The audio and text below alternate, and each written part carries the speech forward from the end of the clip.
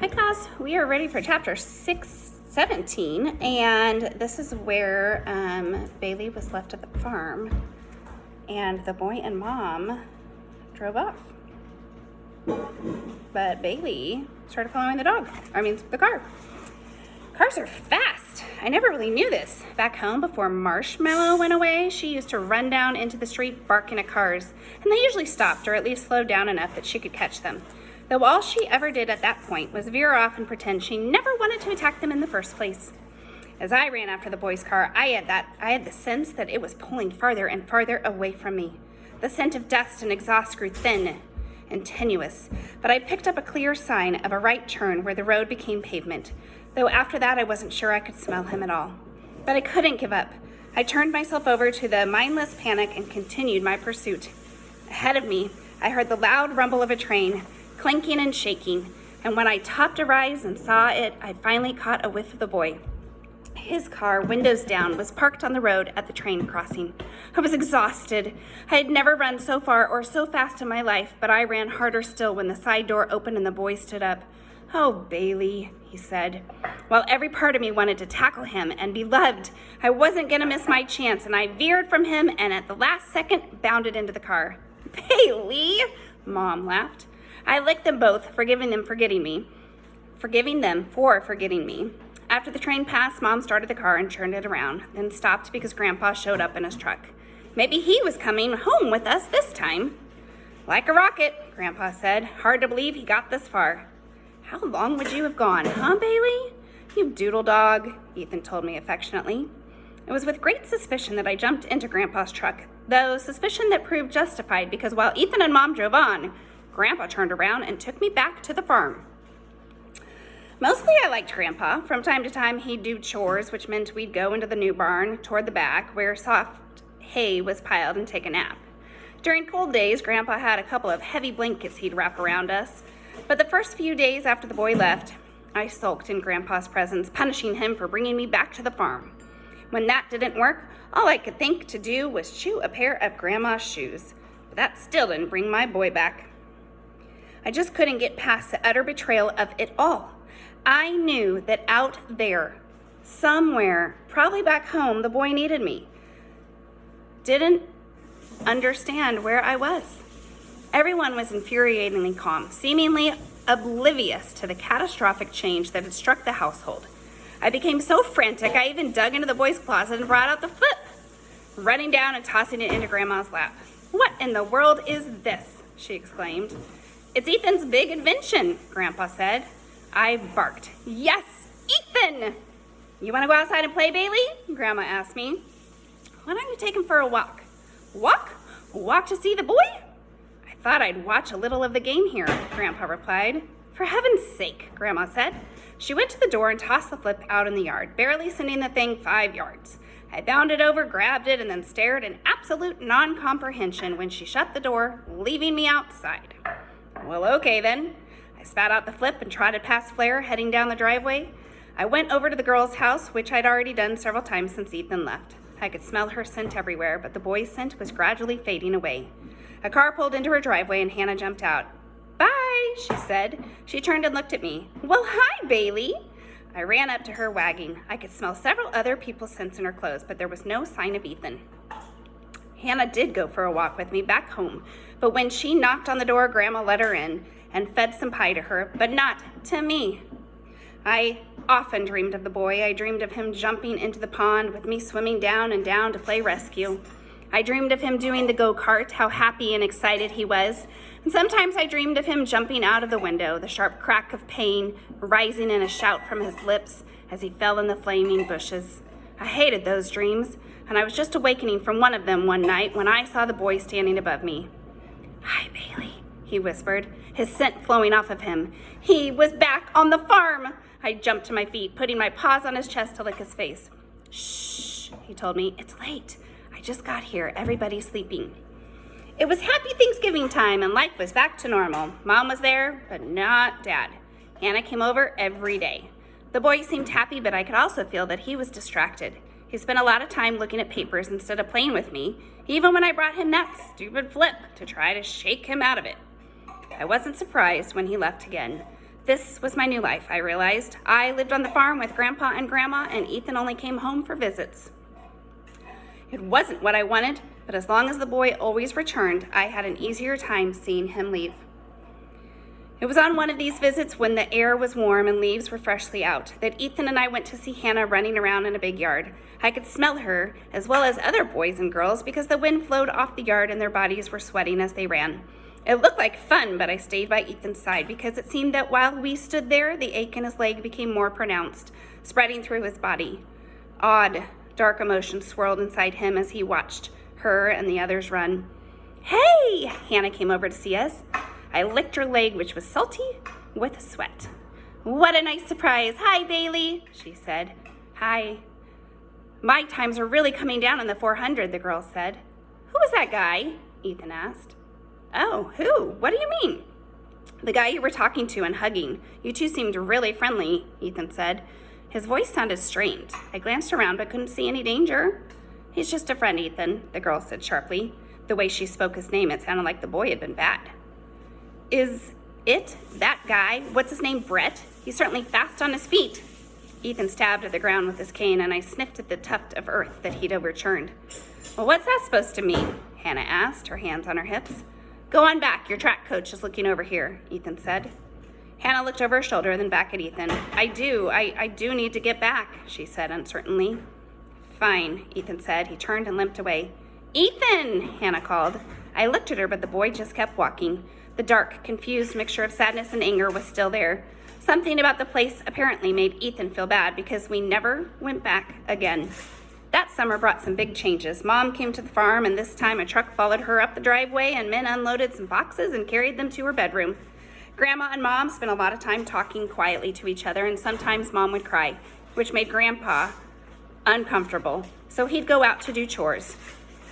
Ethan had to leave all the time to work, which was just like school in that I couldn't go with him, but when he came home, he smelled deliciously of meats and grease. It reminded me of the time after Flair abandoned us in the woods that Grandpa had fed me food out of the bag in the front seat of the truck. The biggest change in our lives, though, was the girl no longer came around to see us. Sometimes the boy would take me for a car ride, and we'd pass her house, and I would smell Hannah, so I knew she was still around. But the boy never stopped or turned in her driveway. I found that I missed her. She loved me and smelled wonderful. The boy missed her too. When we drove past Hannah's house, he always stared out the window, always slowed down a little, and I could feel his yearning. I didn't understand why we couldn't just drive up to her house and see if she had any biscuits, but we never did. That summer, Mom went down to the pond and sat on the dock and was very sad. I tried to make her feel better by barking at the ducks, but she could not be cheered up. Finally, she pulled something off her finger. It wasn't food, and it was made of metal, a small round thing that she threw into the water, where it slipped beneath the surface with a tiny plop. I wondered if she wanted me to go after it, and gazed at her, ready to give it a shot, even though I knew it was hopeless, but she told me to come, and the two of us went back to the house. After that summer, life settled into a comfortable pattern. Mom started doing work too, and came home smelling of fragrant and sweet oils. Sometimes I would go with her, past the goat ranch and over the rumbling bridge, and we would spend the day in a big room full of clothes and stinky wax candles and uninteresting metal objects. And people would come in to see me, and sometimes they would leave with items in bags. The boy came and went for Happy Thanksgiving and Merry Christmas and spring break and summer vacation.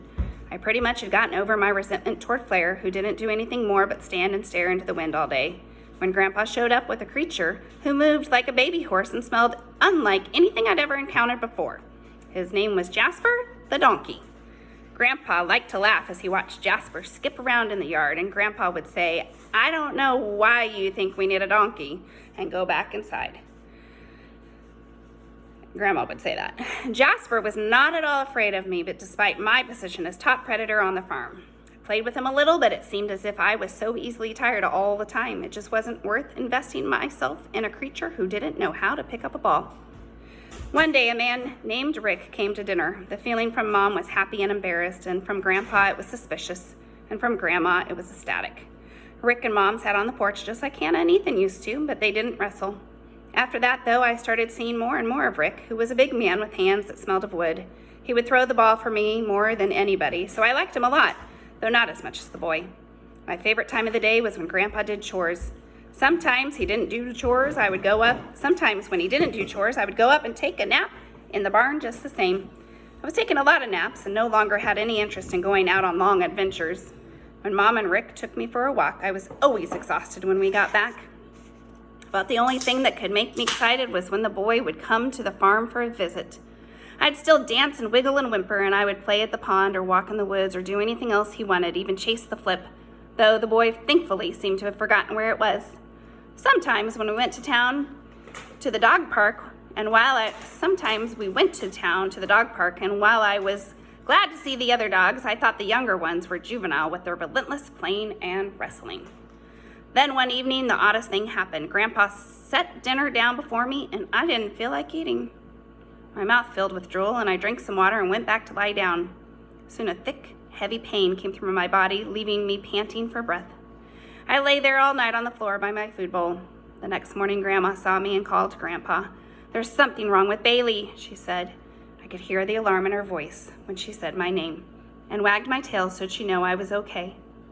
Grandpa came and touched me. "You okay, Bailey? What's wrong?" After some conversation, Mom and Grandpa carried me to the truck and went to the clean, cool room with the nice man, the same nice man we'd been visiting more and more often in recent years. He felt me all over and I wagged a little, but I didn't feel very well and didn't try to sit up. Mom came in and she was crying, and Grandma and Grandpa were there, and even Rick came. I tried to let them know I appreciated all their attention, but the pain was worse, and it was all I could do to roll my eyes to look at them. Then the nice man brought out a needle. I smelled a sharp and familiar smell, and I felt a tiny jab. After a few minutes, my pain felt a lot better, but now I was so sleepy I just wanted to lie there and do chores. My thoughts as I drifted off were as always of the boy. When I woke up, I knew I was dying. There was a sense within me of rising darkness, and I had faced this before when I was named Toby and was in a small hot room with Spike and some other barking dogs. I hadn't given it any thought at all, though I suppose deep down I knew that one day I would wind up like Smokey the cat. I remember the boy crying the day they buried Smokey in the yard, and I hoped he wouldn't cry over my death. My purpose my whole life had been to love him and be with him, to make him happy. I didn't want to cause him any unhappiness now. In that way, I decided it was probably better that he wasn't here to see this. Though I missed him so much at that moment, the ache of it was as bad as the strange pains in my belly. The nice man came into the room. "You awake, Bailey? You awake, fella? Poor fella." My name, I wanted to say, is not Fella. The nice man leaned over me. "You can let go, Bailey. You did a good job. You took care of the boy. That was your job, Bailey. And you did a good job. You're a good dog. Good dog." I had the sense that the nice man was talking about death. I can't read through my tears. There was a feeling of kind finality and peace emanating from him. Then Mom and Grandma and Grandpa and Rick all came in and hugged me and said they loved me and told me I was a good dog. Yet from I felt tension, a sure sense of something, not danger exactly, but something I needed to protect her from. I gave her hand a feeble lick, and as the darkness came from within me, I pushed back against it. I had to stay alert.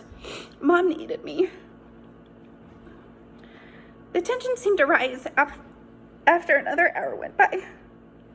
First, Grandpa joined in Mom's mood, and Grandma, and then even Rick, so that just as I felt myself lagging, a new resolve to protect my family from the unknown threat would renew my strength. And then I heard the boy. "Bailey!" he shouted. He burst into the room, and the tension left everyone at once. This, I realized, was what they had been waiting for. Somehow they'd known the boy was coming. The boy buried his face in my neck and sobbed. It took everything he had to lift my head up and lick him, to let him know that it was all right. I wasn't afraid. My breathing turned raspy, and everyone remained with me, holding me. It felt wonderful to receive so much attention But then a shudder of pain shot through my stomach, so sharp I couldn't help but cry out loud. The nice man came in then, and he had another needle. We need to do this now. Bailey shouldn't have to suffer. Okay, the boy said, crying. I tried to wag my tail at the sound of my name, but I found I couldn't manage even a twitch. There was another jab in my neck. Bailey, Bailey, Bailey. I'm gonna miss you, Doodle Dog. Ethan whispered in my ear. His breath was warm and delightful. I closed my eyes at the pleasure of it, the sheer pleasure of the love from my boy. Love by the boy. And then just like that, the pain was gone. In fact, I felt like a puppy again, full of joy and life. And I remembered feeling... Did you hear him burp? I remembered feeling like that the first time I ever saw the boy, coming out of his house and running to me with open arms. That made me think of diving after the boy during rescue. The fading light as I dove deeper, the way the thick water pushed against my body. Just like now, I could no longer feel the boy's hands touching me. I could just feel the water on all sides, warm and gentle and dark. I'm so sorry that I couldn't barely read it. Love you guys.